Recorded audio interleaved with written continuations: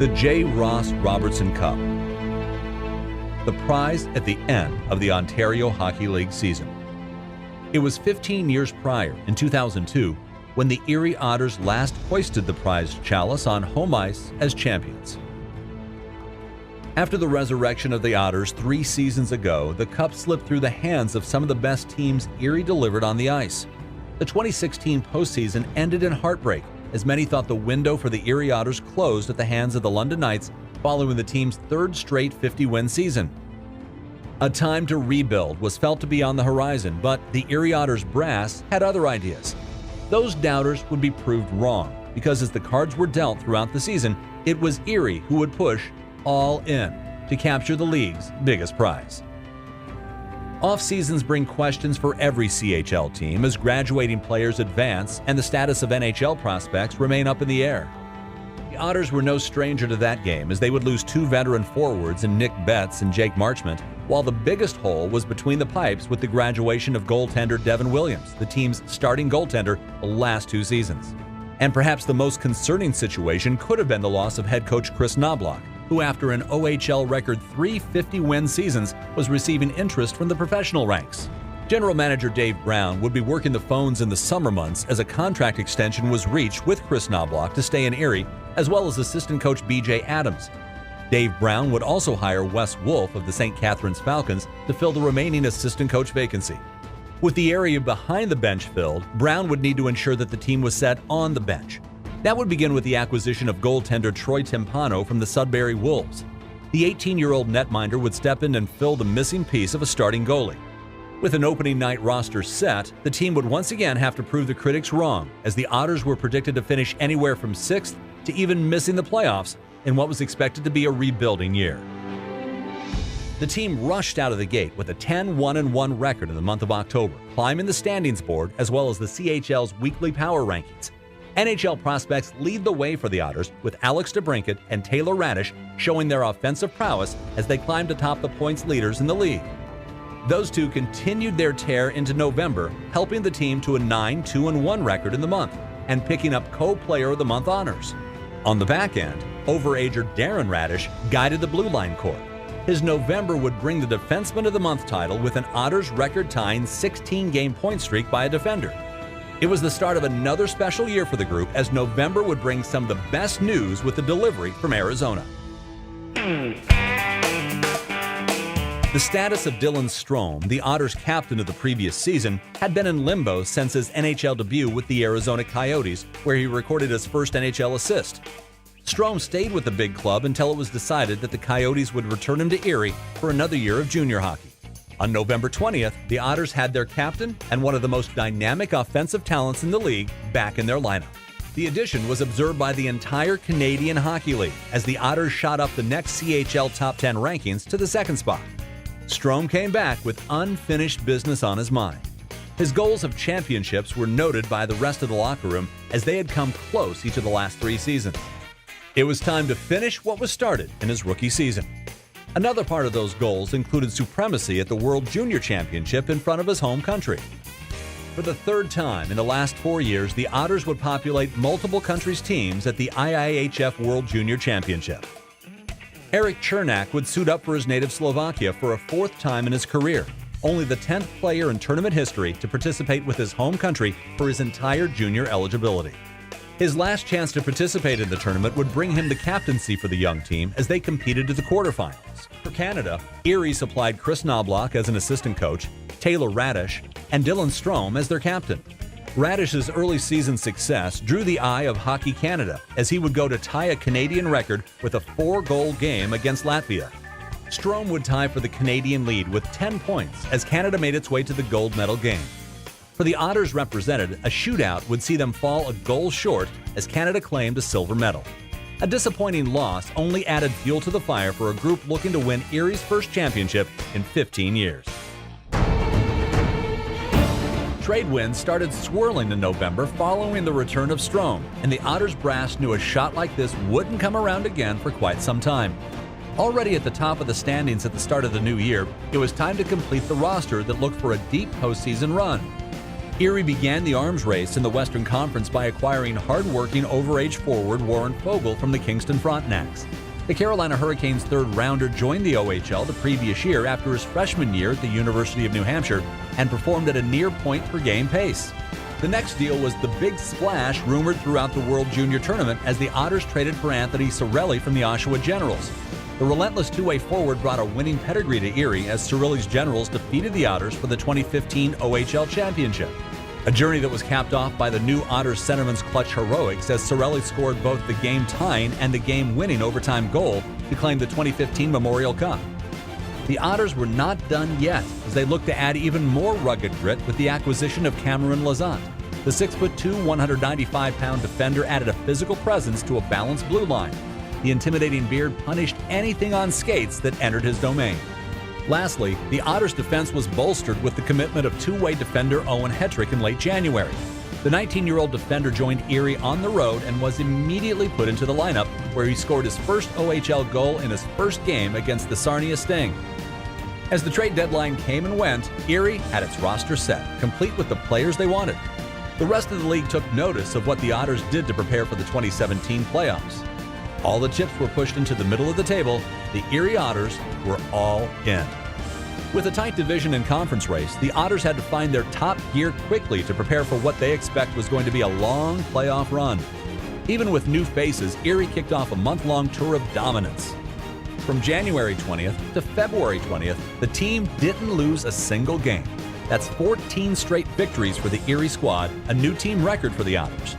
The group flexed their muscles on both sides of the puck, outscoring opponents 80-29 during that stretch, while also shutting out their opponents twice. It wouldn't be the last record this team would set on the year, nor would it be the last record-breaking celebration, as multiple Otters would find their names in the history books. The 2016-17 campaign was yet another season for milestones, as this group would once again shine. Kyle Pettit, a longtime veteran as a 5-year player with the Erie Otters, would complete his junior career in the Gem City. He's seen it all during his time with the club and would complete a feat that only one other player in Otters history has done. On March 10th at the Budweiser Gardens in London, Ontario, just minutes from Kamoka and his childhood home, Pettit suited up as an Erie Otter for the 300th time in the regular season. Brian Lee was the only other Otter to accomplish this milestone with 319 regular season games played from the years 2000 to 2005. Kyle Pettit finished with the Otters with the second most regular season games played with 304. Another 5-year Otter had his sights set on a big season in his final year of junior hockey eligibility. Darren Radish also spent his whole career in Erie, seeing the highs and lows of the Otters climb to the top. The eldest of the two Radish brothers would embark on a season unmatched by any previous Otters blue liner. It would begin with tying his own record of a 16-game point streak as a defenseman extending through October into November. The 16-game assist streak also tied Connor McDavid for the Otters' record assist streak by any position. Darren's offensive talents shined all year as he set Otters' single-season marks for points and assists with 81 and 65 respectively. On top of that, his career numbers surpassed previous career marks held by Chris Campoli. On January 24th, Radish surpassed Campoli's record mark of 150 points in a season, finishing the year with the new defenseman record mark of 184. Next up was career assist, which he would pass just weeks later. February 5th in Kingston, Darren Radish would tally 2 assists on his way to breaking another Campoli career milestone to become the Otters' career assist leader for defensemen, finishing his OHL career with 143 helpers. This unprecedented season by the defender had OHL history all over it, as Darren Radish would be awarded the Lilo Lalonde Memorial Trophy as Overage Player of the Year, while also taking home the Max Kaminsky Trophy as the OHL's Most Outstanding Defenseman of the Year, the first time in league history that one player was honored with both awards. We already knew the goals Dylan Strome set for the team to accomplish on the season, but what may have been overlooked in his return to Erie was the chance to set new marks in multiple categories of the Otters record book. It began with the franchise lead in career assists.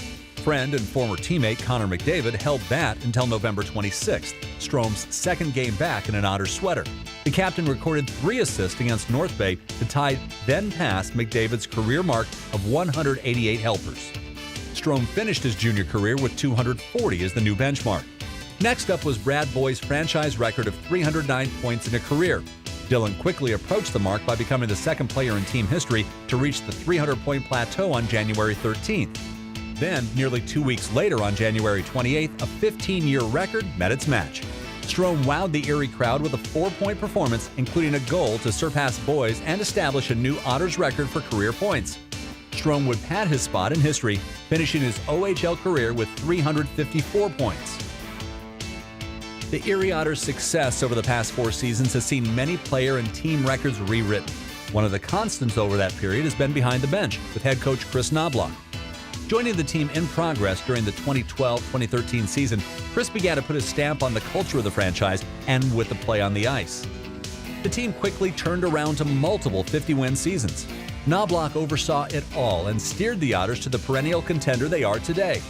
With that comes milestones for a coach as well, and his players knew that, which made a Friday night in February that much more meaningful.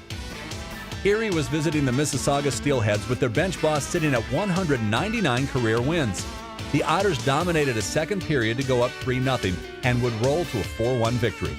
Number 200 of Knobloch's tenure with the Otters, only the second coach in team history to reach that plateau. Chris would finish his term in Erie with a record of 209, 80, 9-4, and a winning percentage of .713, a remarkable number to lead the Otters record book. There was one Otter who launched an all-out assault on the record books, not just for the Otters, but of OHL. Alex DeBrincat continued his torrid goal-scoring pace and points production, leaving the remaining doubters to finally recognize the talented winger's gift. As the stats piled up, the month of February became number 12's time to shine. He began by becoming the Otters' career goal-scoring leader on February 11th, passing Brad Boyd's mark of 141. Next, he followed Dylan Strome by joining the 300-point club on February 11th, the third Otter to do so. On February 15th, he became the 8th player in the OHL's modern era to register 3 straight 100-point seasons. Alex followed that OHL mark by becoming just the second player in league history to record 3 straight 50-goal seasons on February 20th, a feat that hasn't been replicated in 40 years when Dale McCourt did so from 1974 to 1977. 5 days later, DeBrincat passed Rob Schremp to become the OHL's all-time leading American goal scorer with his 155th goal of his career. Those all came during an OHL record-tying 19-game goal-scoring streak. On the year, the Chicago Blackhawks prospect finished with a new Otters single-season goal-scoring record with 65 and 127 points. The sensational season brought Alex the OHL scoring title and the Red Tilson Award as the most outstanding player, the third time in 4 years that an Otter won both honors. The stacked Midwest Division and Western Conference meant there was no time to slack off in the final weeks leading up to the postseason. The Otters had to continue along in top form, knowing that the Owen Sound Attack, London Knights, and Sioux Greyhounds were right on their heels. As the winning continued, the table was set for one more team accolade as the Otters entered their final game of the regular season with 49 wins. A victory over the Guelph Storm would not only solidify home ice advantage, but would give Erie a 4th consecutive 50-win season. A scoreless first led to a second period outburst, starting with a trio of goals in 1 minute and 20 seconds. The Otters would finish with a 5-goal second period and hold the Storm at bay for a 5-2 victory. That meant Canadian Hockey League history, as the Otters are now the only team ever to string together 4 straight 50-win seasons. The win also gave the Otters the Hamilton Spectator Trophy as the regular season champion for a second straight year, as well as a third straight Midwest Division title. The regular season was now over, and the playoffs were next. The road to the Robertson Cup ran through Erie, and the Otters were set to make the most of springtime in the Erie Insurance Arena. The opening round of the playoffs would pit the Otters against the Sarnia Sting. Coincidentally, the previous 2 times that Erie made the OHL Championship Series, they began their run with a first-round series with the Sting. Game 1 did not start as planned for the regular season champs as Sarnia stung first early in the game as their power play found the back of the net to take a 1-0 lead. The Otters kept the charge coming as they outshot their opponent 23-5 in the first frame. It was a matter of time before they'd break through goaltender Justin Fazio as Kyle Maximovich got the Otters on the board. His line would continue to produce as Warren Fogle put the Otters ahead shortly after. Maximovich would add one more before time expired as the first period in the Otters' playoff journey ended with Erie up by 2. The offense would continue to pour it on, adding 3 more goals on 51 total shots. 1 win down, 15 to go.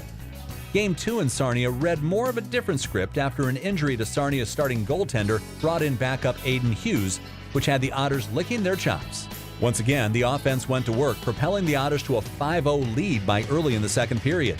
The Sting stood no match to the mighty Otters offense that night as 7 different Otters recorded goals as the Otters took Game 2 9-3.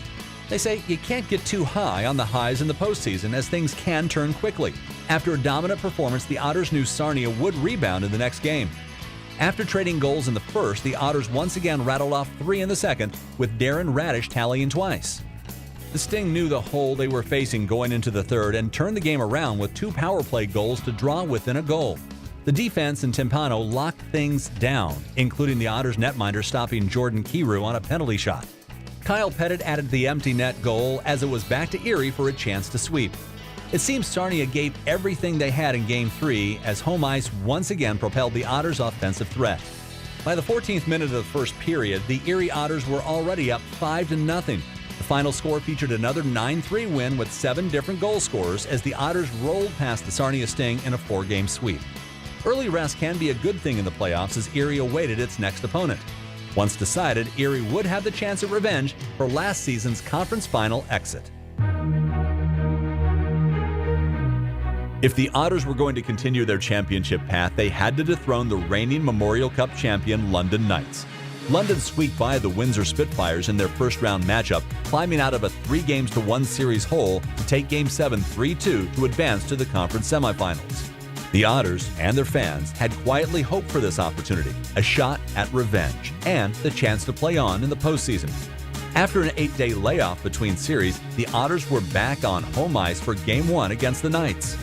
There didn't seem to be too much rust to shake off as the Otters came out rolling, outshooting London 15-3 in the first period, but had nothing to show for it. There was one obstacle in the Otters' way that night, goaltender Tyler Parsons. Despite firing 46 shots at the Knights goalie, Erie couldn't find pay dirt. London was able to capitalize 2 of their few chances as Game 1 went to the Empire thanks to Parsons. No time to dwell on the loss as Game 2 was slated for the next night. Everyone knew how important the first period would be as the Otters needed to find a way to make Parsons look human. All season, Erie was able to lean on the leadership of their overage defender Darren Radish, and the fifth-year man took hold of an opportunity to kickstart the Otters once again. Radish would carry the puck into the zone, make a move around the defender, carry the puck behind the goal, then wrap it home. That wasn't Superman between the pipes. Radish wasn't done yet, as nearly 90 seconds later he added another with a seeing-eye wrister from the point. Otters lead by 2 after the first.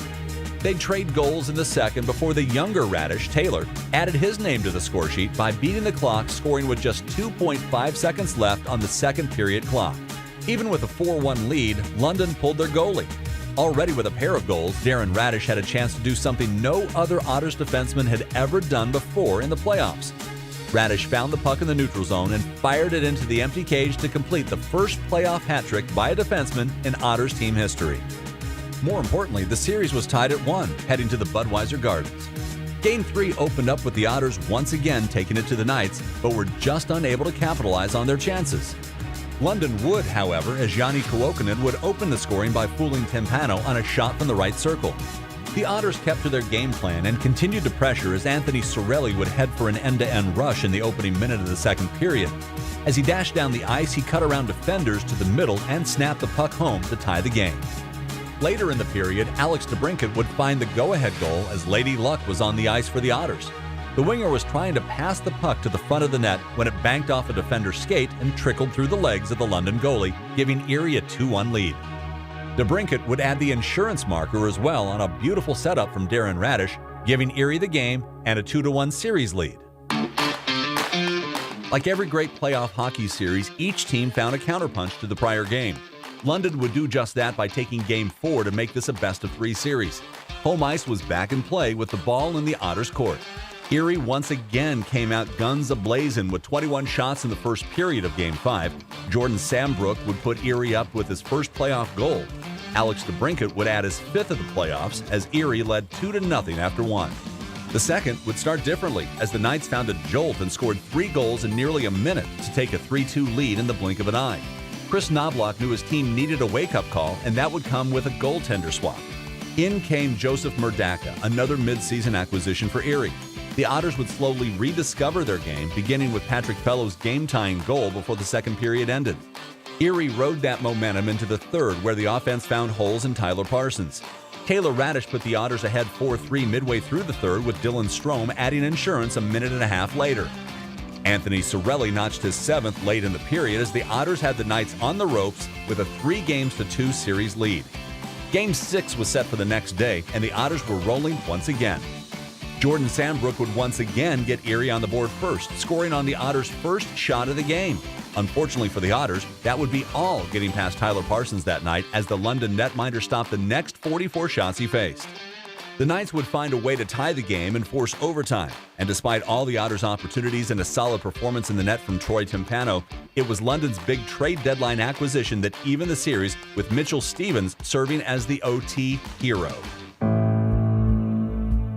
That would set up a do-or-die Game 7 at the Erie Insurance Arena, and a night that will not be forgotten anytime soon by the Otters and their faithful fans. Erie again answered the bell first as Ivan Lodnia danced his way to the front to put Erie in front. But in an eerily similar fashion to Game 5, the Knights struck with another quick trio of goals, this time in a little over 2 minutes. Chris Knobloch would once again switch to Joseph Murdaka for goaltending duties to settle his group down. Once again, the move would work as the Otters began to chip away, starting first with an all-important buzzer beater at the end of the first period as Darren Radish drew the Otters within a goal with tenths of a second on the board. Erie kept pushing, and despite a scoreless second, there was a belief that this team was destined to break through. Enter the third with the Otters trailing by a goal, a scenario built for clutch players, and there isn't a more clutch junior hockey player than Anthony Sorelli. Moving up the ice, the left-hander hit the circles and unleashed a wicked wrist shot past Parsons to tie the game at 3. Time was winding down in regulation, and there still needed to be a deciding goal. The Otters had an offensive zone face-off coming up with 3.5 to play. Dylan Strome pulled the puck back to an open Alex DeBrincat, who rifled the puck through traffic and the goalie. Erie leads the deciding Game 7 by 1. It was defensive hockey the rest of the way, but a questionable last-minute penalty gave London the chance to tie in the final minute.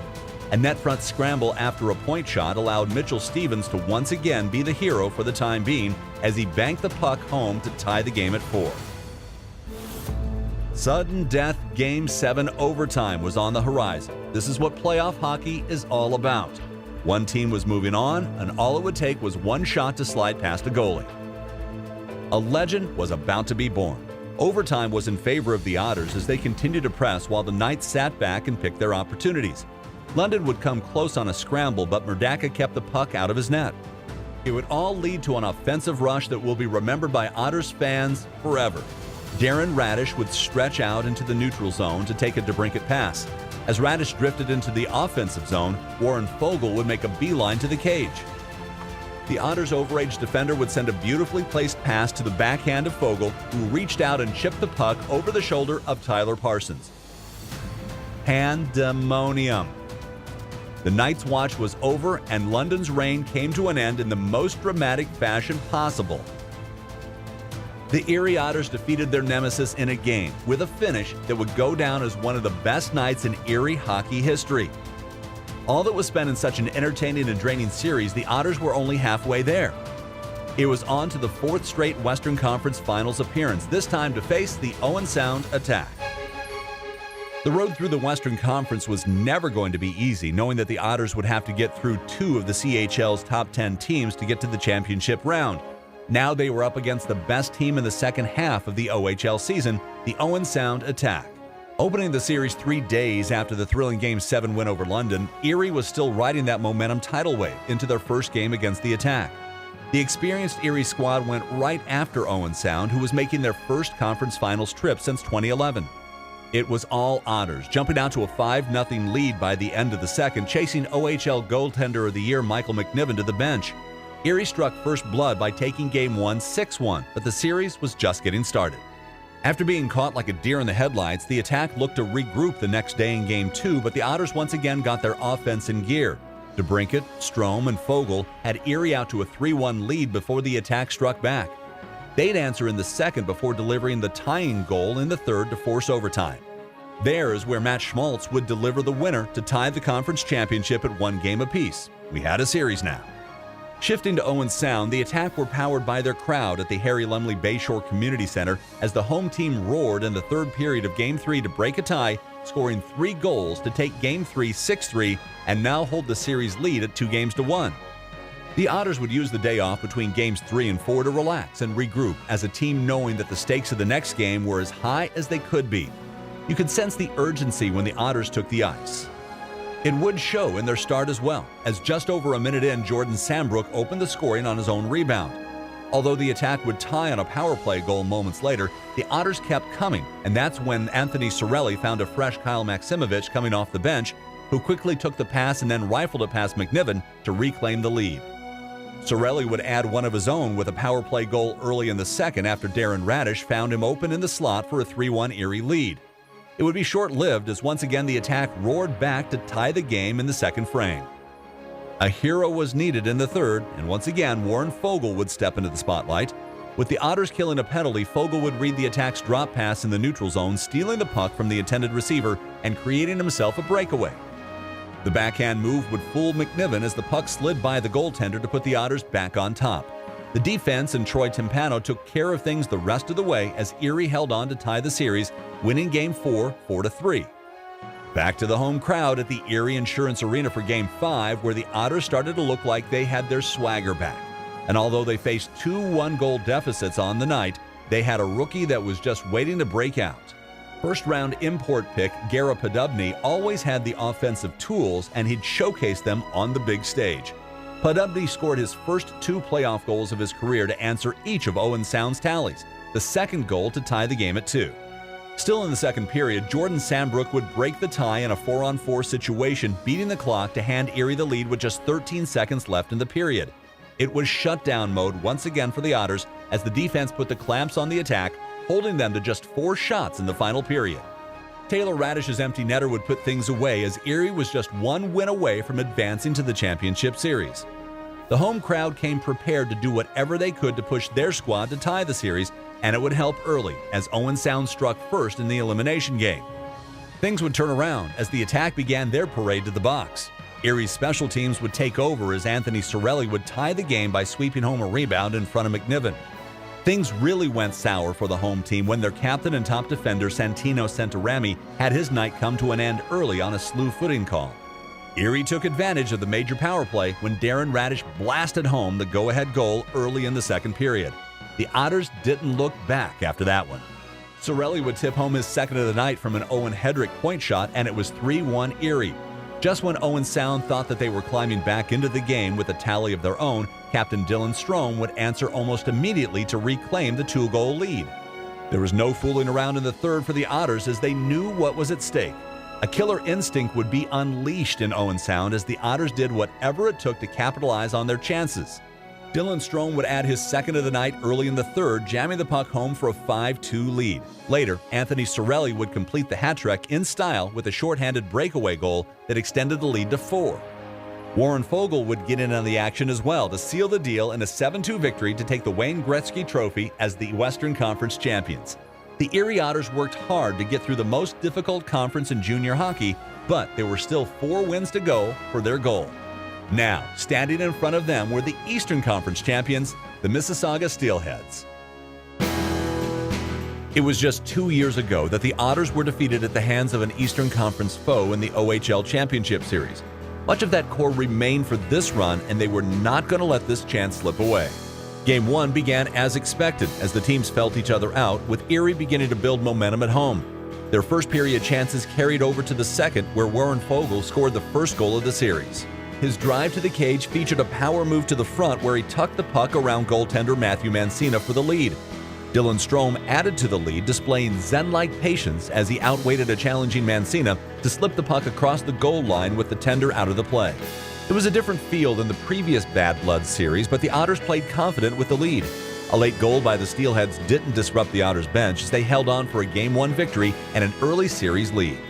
Mississauga came out determined to change the story before returning across the border, and it was the Steelheads on the board first with Ryan McLeod tallying late in the first. An Otters power play shortly thereafter handed Erie a chance to tie. With time winding down on the man advantage, Erie had one last rush to enter the zone. The Steelheads made the mistake of leaving junior hockey's top goal scorer unaccounted for as Alex DeBrincat tied the game at 1 with his backdoor tap-in. The game tightened up after the first, with both teams seeing chances turned aside. It wasn't until the final 2 minutes of the game that someone would break the tie. Once again, Warren Foegele put up a big-time goal after Anthony Cirelli found him stretching out the ice. On the breakaway, Foegele fooled Mancina under the pads as the Otters were on top. Alex DeBrincat would add his second of the night on an impressive effort for an empty netter, which would stand as the game winner. The Otters were 2 wins away from the Cup. The next night brought Game 3 in Mississauga as the Steelheads knew they needed to avoid a 3-0 hole. The home team would start the scoring, jumping to a 2-0 lead, but the Otters rebounded as they seemingly always do. DeBrincat started a 3-goal run for the Otters, with Dylan Strome and Anthony Cirelli chipping in to send Erie into the second intermission with a 3-2 lead. It just wasn't meant to be, as Mississauga gave their home fans one last show. They'd add 2 in the third to take Game 3 4-3, bringing the Fish within a game for the series. A day off to once again clear their minds proved to serve the Otters well, as the team knew they missed an opportunity to put a stranglehold on the series. It would only propel the Otters in Game 4 as they kicked off the first period on a mission. Just 27 seconds into the game, Warren Foegele would once again be sent off on a breakaway after some nifty passing and beat Mancina for the early lead. The Otters kept coming and created a rare 2-0 break as DeBrincat handed to Strome for the finish. It's all Erie early. The Steelheads' Owen Tippett would break through with a shorthanded goal, but the Otters didn't let it faze them. They got back to work early in the third as Darren Radish would find DeBrincat for a shorthanded marker, regaining the team's 2-goal lead. The puck luck kept coming for Foegele as his try in front was bashed home by a Steelhead sliding into his own goalie. Erie was in the driver's seat, not just of this game, but the series, as Foegele added an empty netter for the hat trick, handing Erie a 3-1 series lead. The Robertson Cup was going to be in the building for Game 5 at the Erie Insurance Arena. The night would start with an Otters history lesson, with Sean Courtney dropping the ceremonial puck prior to opening faceoff. Courtney won the Otters' first championship with his overtime goal in Game 5 in Erie, nearly 15 years to the day the Otters looked to claim their second championship. Perhaps the hockey gods were smiling on the Otters that night, although it didn't seem that way in the first period as Mississauga jumped to a 2-0 lead before the intermission. The Otters needed an answer early in the second and got one from Taylor Radish. The former first-round pick found an opening on the back door and finished a perfect feed from Kyle Maximovich to cut the lead in half. Business picked up after that as Erie turned 20 shots toward the Steelheads' net in the middle frame. It was Mississauga and Owen Tippett who had other ideas as the Steelheads reclaimed their 2-goal lead later in that period.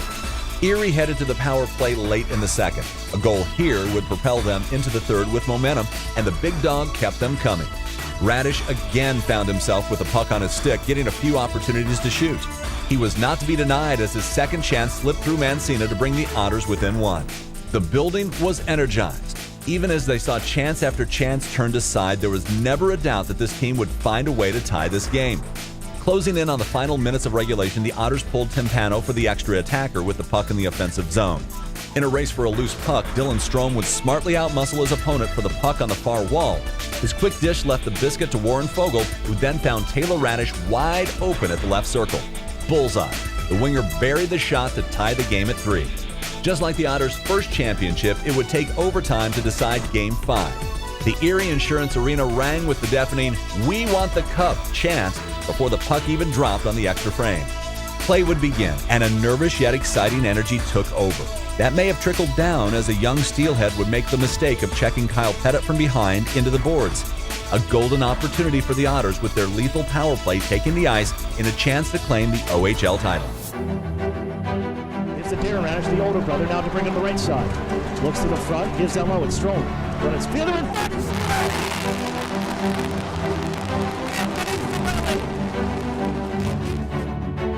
A set play from the draw all depended on the victory from the dot. As the Otters pulled the puck back, each of the 5 players would distribute the biscuit in perfect execution. Taylor Radish to Darren, then to DeBrincat, who found Strome down low, then the charge to the front by Cirelli. You could see the play come together, and at 2:41 of the overtime period, the exclamation point of the OHL season.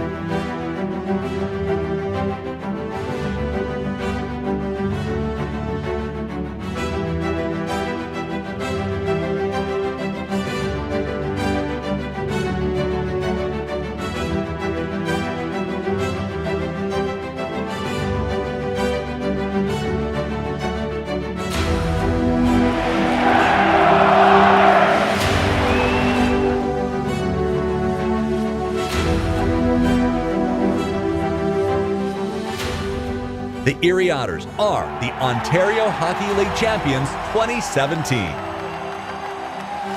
The trophy 20 teams set out for each fall. Glory that the Otters had seen slip away the 3 seasons prior. It was now all theirs to share with Erie, a city that has long starved for hockey's greatness and supported their team through thick and thin. The celebration would continue long through that historical Saturday night and well into the weekend. But with that prize comes an opportunity for more, as the Otters had a date set on their calendar since day one of their season. That date was 5/28/17, the Memorial Cup Final in Windsor, Ontario. Erie joined the WHL Seattle Thunderbirds and the QMJHL's champ St. John Sea Dogs as champions in Windsor for the 99th edition of the Memorial Cup. There, the Otters would continue their path towards the final date they set out to be playing in. Erie opened against the Thunderbirds on the second day of the tournament. The Otters got rolling in the second period with Alex DeBrincat opening their scoring in Windsor. Seattle would match that tally, only to see Jordan Sambrook put the Otters up once again.